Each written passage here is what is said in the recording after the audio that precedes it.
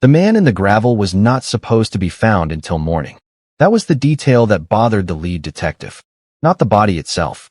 Not the cause of death, which was clean and deliberate in a way that told you immediately this was not a robbery. What bothered him was the positioning. Face down, one arm extended forward, like the man had been placed there after, like someone had taken their time. Muthaiga does not do things in a hurry. The houses sit behind walls so high you cannot see the roof lines from the street. The gardens are imported. The gravel is Italian. The neighbors, when the police came knocking, all said the same thing with the same measured expression. We heard nothing. We saw nothing. We are very sorry for the family. Tobias Mwenda, 41 years old, head of East African Acquisitions at Lakeview Capital. Church elder, father of two. The kind of man whose obituary writes itself because his entire life had been constructed to produce exactly that obituary. His wife Purity gave a tearful interview on Citizen TV in a black dress that cost more than most people's monthly salary. She said he was taken too soon. She said he was a man of God. She said the family asked for privacy in this difficult time. Nobody was arrested. Nobody was seriously questioned. The case went cold in 11 days. And Nairobi moved on. Because this city does not grieve. It pivots. It always has. But Wanjiru did not move on. She was sitting at her kitchen table in Kilimani when the news broke on her phone at 6 in the morning.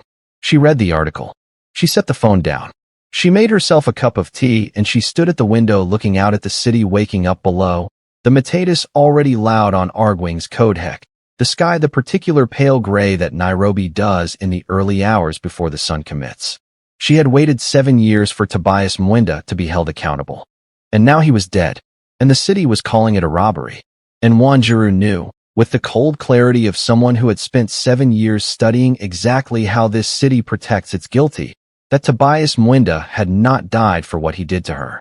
He had died for something else, something adjacent, something that the people above him had decided was too expensive to leave walking around, which meant the Real story was still buried, which meant Nairobi still owed, and Wanjiru was going to collect.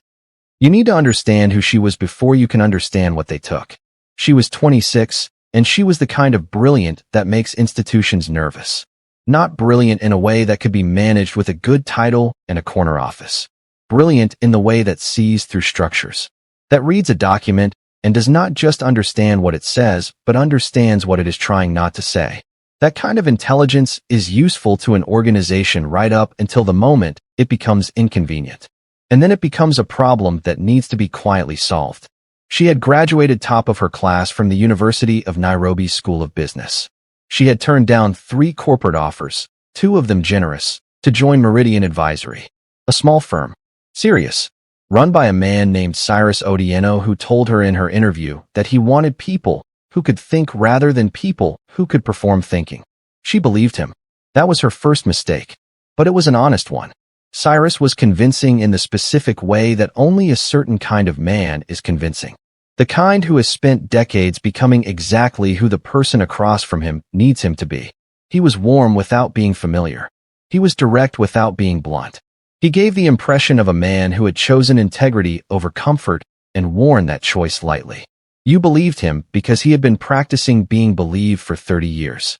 For 2 years, Wanjiru built Meridian's due diligence practice from almost nothing. She developed the frameworks. She trained the junior analysts. She wrote the internal methodologies that the firm used as standard. She worked 14-hour days, and she did not resent the hours because she thought she was building something that was going somewhere, and she was going with it. Then she found the file. A land acquisition case. A parcel of agricultural land in Laikipia that a private equity group was purchasing through a local holding company. The numbers had a small wrongness to them. Not enough to flag automatically. Enough that Wanjiru noticed. She pulled the underlying land registry records. She cross-referenced county allocation documents. She sat at her desk for 3 consecutive nights with the kind of focus that arrives when you know you are looking at something real. What she found was not a discrepancy. It was architecture. A deliberate, sophisticated structure for absorbing and legitimizing the proceeds of fraudulent land grabs across 4 counties in central Kenya. Thousands of acres. Most of it taken from small-scale farming families and from Maasai community land improperly excised from trust land registers going back to 2009. The holding company was a shell. The private equity vehicle was foreign, registered specifically to receive and clean the proceeds. And sitting at the center of it, as both the legal architect and the primary beneficiary, was a man named Tobias Mwenda. Wanjiru wrote a report, 47 pages with full documentary exhibits. She put it on Cyrus Otieno's desk on a Thursday morning. On Friday, Cyrus called her in and told her the report did not exist. She thought she had misheard him. He said it again, quietly, looking at her with the same warm steadiness he always carried. Asterisk, the report does not exist. The file is closed. The client has satisfied our review criteria. Asterisk. She said, Cyrus, these are people's land. He said, Wanjiru, you are 26 years old. It was not a threat. It was a fact presented as a kindness. A reminder of what she could and could not afford. She understood exactly what had happened between Thursday morning and Friday afternoon. She stood up, walked back to her desk, copied everything onto a personal drive, and began drafting a formal complaint to the Capital Markets Authority. She never sent it. On Monday morning, she was called into HR and told that due to a restructuring of the due diligence practice, her position had been eliminated, effective immediately. Security walked her out of the building. Her access was already revoked. An NDA arrived by courier before she reached home. 3 of Nairobi's most aggressive litigation partners had reviewed it. The damages clause was not a number she could survive. She found out later, through a connection she made years afterward, that Cyrus Otieno and Tobias Mwenda had been university roommates at Strathmore for 4 years. She signed the NDA. She put the drive in a box under her bed, and Nairobi filed her away. The years after that were not dramatic. That is the part people do not understand about being buried by a city. It does not look like suffering. It looks like a woman who is managing, getting by, doing okay. She got other jobs. She was too good to be ignored completely. Compliance work for a mid-size insurance company. A short contract with a development finance institution. She was always reliable. She was always capable. She was never again, in any organization, given a scope of work that matched what she could actually do. Because Nairobi's professional world is not large. And Cyrus Otieno had been precise about what he said and to whom. He never defamed her directly. He was too intelligent for that. In certain rooms, when her name came up, he offered a slight hesitation. A carefully expressed reservation. Nothing specific. Nothing actionable. Just enough friction in just the right places to ensure that any door that opened to her opened only partway. She lived with it. She paid her rent. She did not look at the drive for 3 years. Then Tobias Mwenda appeared on the cover of Business Daily. 40 most influential investors under 45. He was smiling. The suit was the kind that takes 3 fittings. The article called him a visionary, a builder of institutions, a man committed to unlocking Africa's economic potential. Wanjiru bought the magazine at a petrol station on her way home from work. She sat in her car in the car park and read the full profile. All of it. Every word. Then she drove home, went to her bedroom, and took the drive out from under the bed. 3 years in compliance had changed what she understood. She now knew regulatory reporting frameworks, whistleblower protection structures, investigative documentation standards, and the specific vulnerabilities in the land registry trail she had originally mapped. She knew things at 33 that she had not known at 26. She knew, specifically, that she could not do this alone, and that she should not try. She spent 6 months looking for one particular kind of person. Not a lawyer, not an activist, a journalist, someone who had covered land rights in the Rift Valley, someone with a documented history of protecting sources under pressure. She found the name, Scholastica Akinyi, freelance investigative reporter, 3 National Press Awards, 1 defamation suit, which she had won, 1 job lost for refusing to kill a story. Currently working on a book about land policy failures in post-independence Kenya. Wanjiru sent her a single email. No explanation. No introduction. Just this. I have documentation relating to fraudulent land acquisitions across 4 counties, implicating a named individual at the center of multiple structured transactions. I am willing to share this documentation if we can discuss terms of engagement. Scholastica replied in 4 hours. They met at a cafe in Westlands. Wanjiru brought a printed summary and nothing else. She watched Scholastica read it. Watched her face do the things faces do when they are encountering something real and trying not to show how real they know it is. Scholastica looked up and said, How long have you had this? Wanjiru said, 7 years. Scholastica said, why now? Wanjiru looked at her and said, because he is in the magazine and I am not. It was not the whole truth, but it was enough of it to be trusted. Asterisk if you are still here. If Wanjiru's 7 years just landed somewhere in your chest, do not move, because what happens next is the part that Nairobi never saw coming.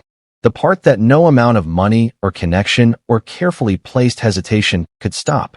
Subscribe if you have not, and stay with her. She has been waiting a long time for this part. Asterisk. 14 months. That is how long they worked before a single word was published. It frustrated Wanjiru at first. She had been carrying this for 7 years, and she wanted it to move. Scholastica understood that.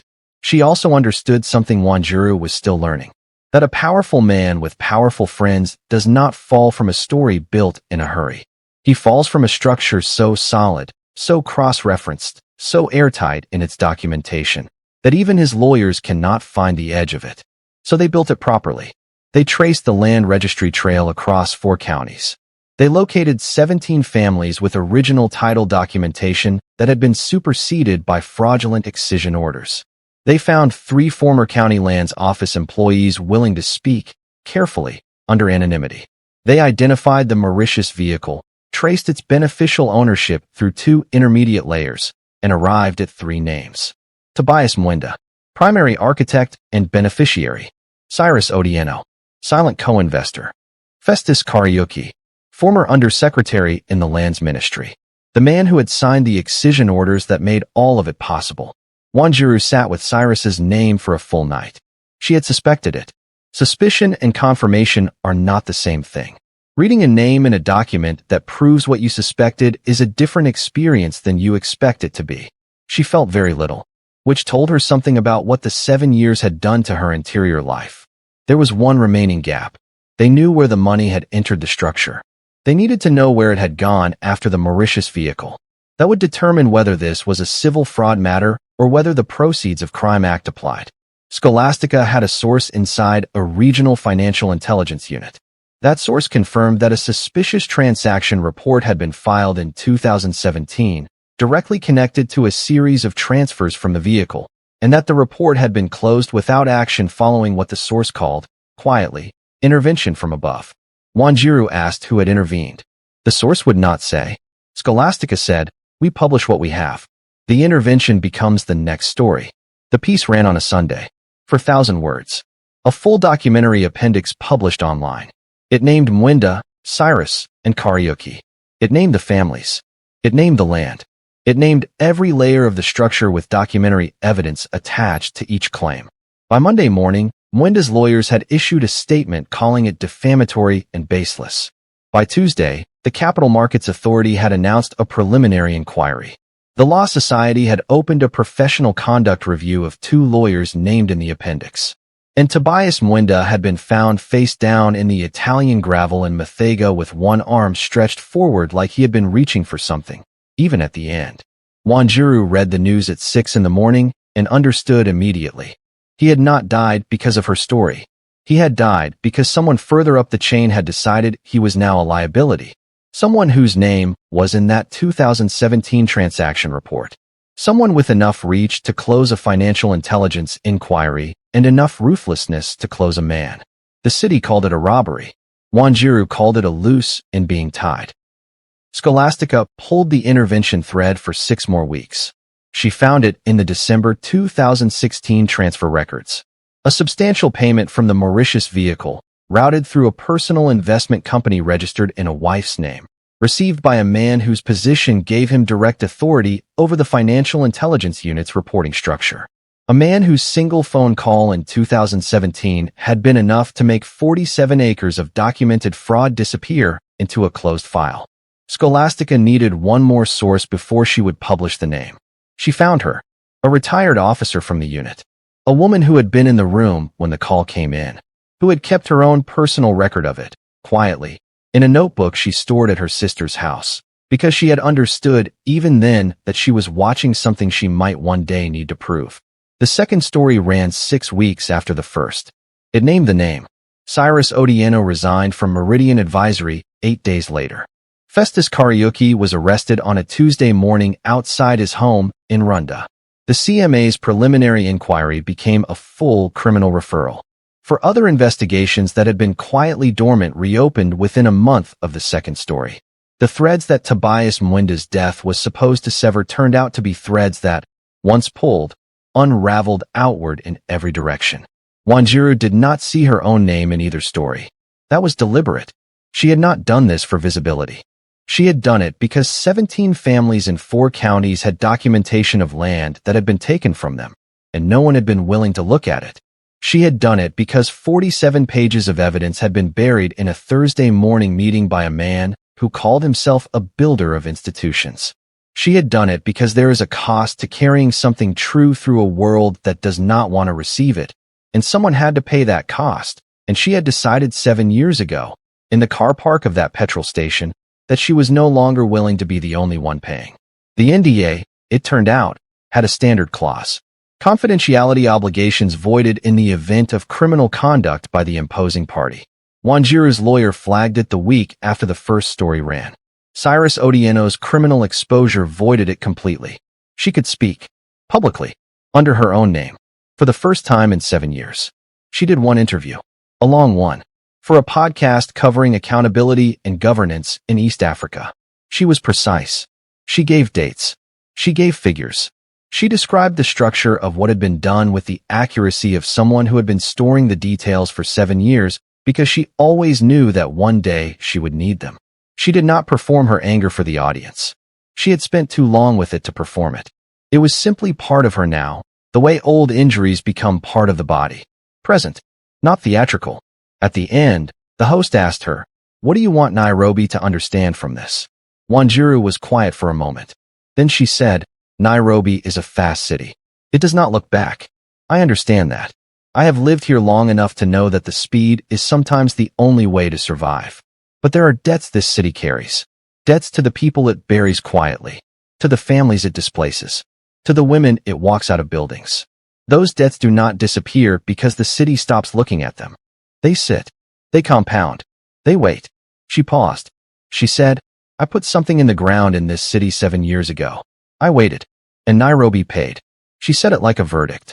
Because it was 7 years. Wanjiru carried what she knew for 7 years through every room that tried to make her forget it.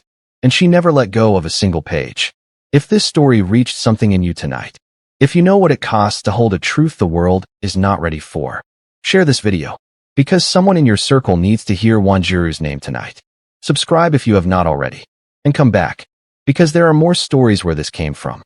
And none of them are finished yet.